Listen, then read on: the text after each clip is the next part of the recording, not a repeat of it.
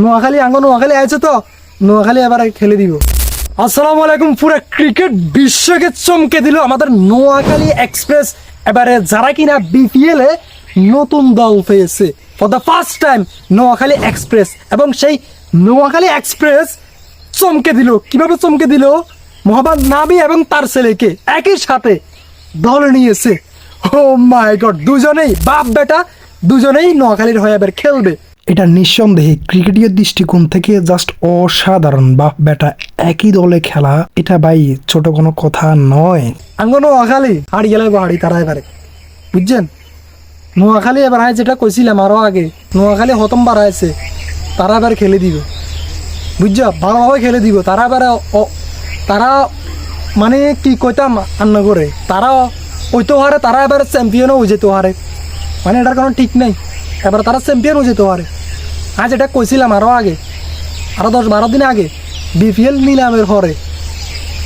নোয়াখালী নোয়াখালী আছে তো, নোয়াখালী এবার খেলে দিব। মনে করো যে এবার কাপ লই যাবে কই, হতমবার হয় এগুলো, হতমবার কাপ লই যাবে কই। নোয়াখালীর হোলাইন মানে কি জানো? নোয়াখালী হোলাইন যেরকম কোয়া, নোয়াখালীর টিমও কিন্তু কোয়া।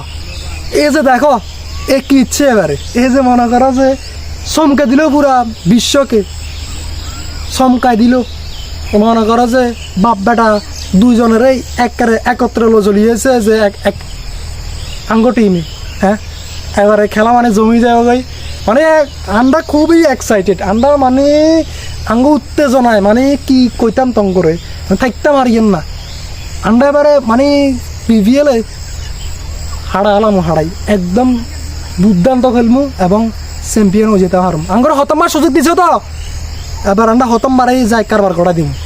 এবং অপেক্ষা থাকো, আর চ্যানেলে সাবস্ক্রাইব করো, যে লাইক দিও এবং জানাও যে আঙ্গ নোয়াখালী কি এবারে জিতবো কিনা, এবারে বিপিএল ট্রফি কি জিতবো কিনা জানাও। আর সাথে থাকো, দেখা হইব তঙ্গলগ পরবর্তী ভিডিওতে। আল্লাহ হাফিজ।